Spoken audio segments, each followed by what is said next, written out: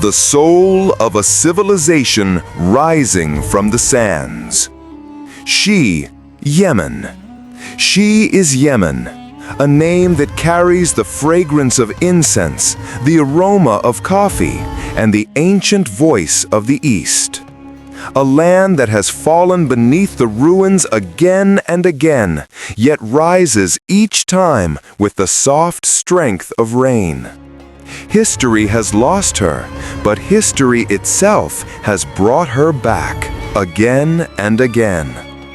Yemen is not just a land, she is a memory across time, the living soul of an ancient civilization.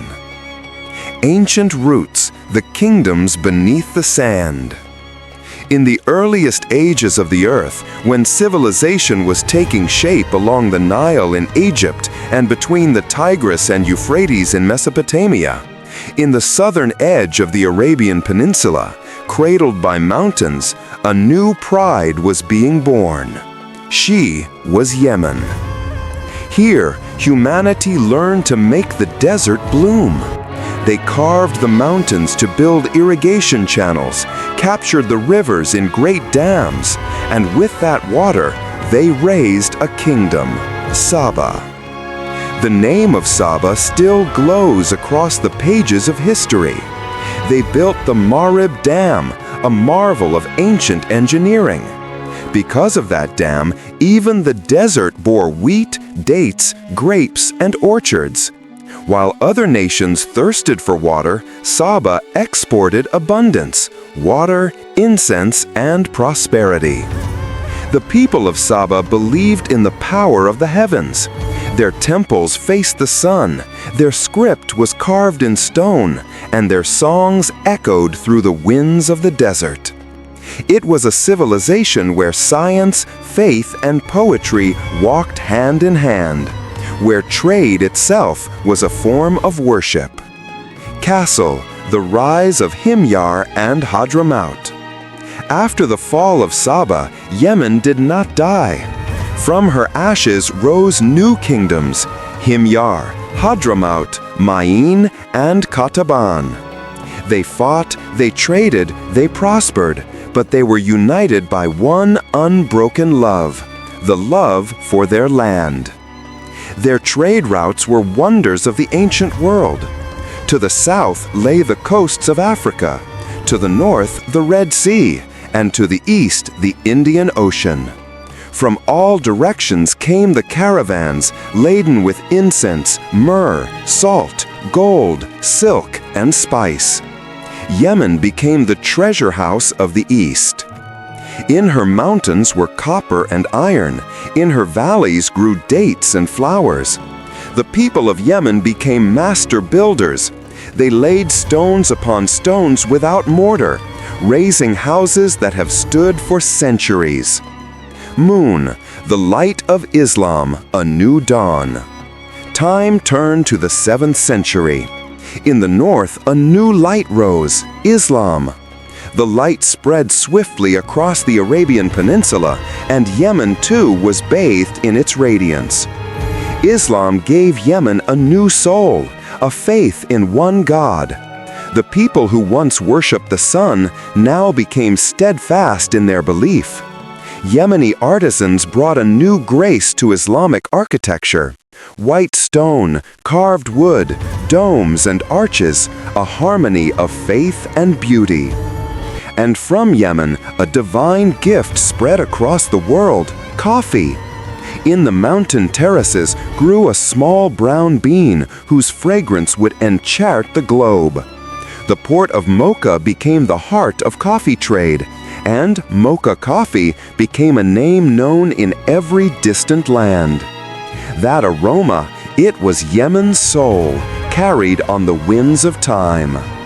X, under the shadows of empires. A land so rich is never left alone. Through every century, Yemen stood at the heart of conquest. First came the Persians, then the Abyssinians, Ethiopians, and later the mighty Ottoman Turks. Each sought to claim this land, for it was the jewel of the sea routes, the gateway to the Red Sea and the Arabian trade. Under the Ottomans, Yemen gained new order. Fortresses, mosques, schools, and caravanserai were built. The city of Sana'a became a marvel. Its tall brick houses with white ornate windows still touch the sky like silent prayers. Puerta, the British era and the struggle for freedom. During the age of colonialism, the eyes of Europe turned toward Yemen. The British seized the port of Aden, vital for their route from India to the Suez Canal. Meanwhile, the Ottomans controlled the northern highlands. Thus, Yemen was split in two: South Yemen under the British and North Yemen under Ottoman influence.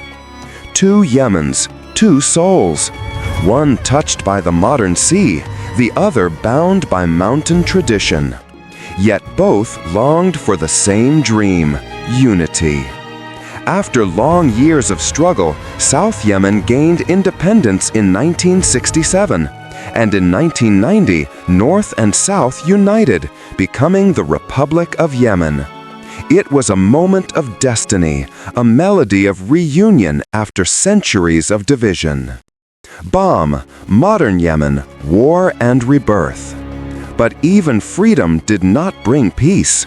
Politics, sectarian rifts, and foreign hands plunged Yemen once again into the fire of war. The cities fell silent under the roar of bombs. Children stopped their games. The coffee fields turned to dust. Yet beneath that dust, life still waited. When the rain falls, the earth still breathes again. The people still sing. In the markets, incense still burns. From the minarets, the call to prayer rises: Allahu Akbar. In that call lies a power eternal, a voice that says, "Even after ruin, I live." The people of Yemen endure with pride. Every grain of their soil bears witness to survival.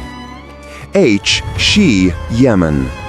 She is Yemen, a land that never dies, that makes flowers bloom even from the desert's heart. Her skies remain blue, her mountains firm, her heart beating with the drum of an ancient civilization. Yemen is a symbol of patience, rebirth, and faith. Even in the storm of destruction, she holds on to her being. She is Yemen, the soul that rises from the sands.